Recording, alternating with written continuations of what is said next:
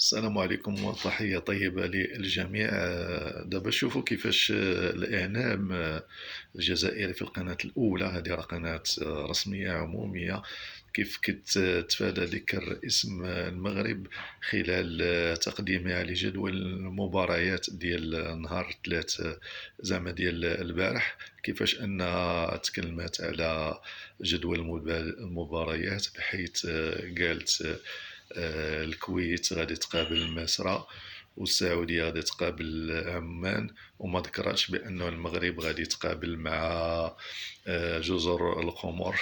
شوف هاد الناس، هاد المرض فين وصلوا ليه، ولاو آه، اسم المغرب كيرعبهم، ما عرفت شنو كيجيب لهم. سبحان الله، ولا كيخوفوهم وكيجيب لهم شي حاجة ماشي هي هذيك. كيسمعوا اسم المغرب كيبداو كيترعدوا. الله ينجينا منهم.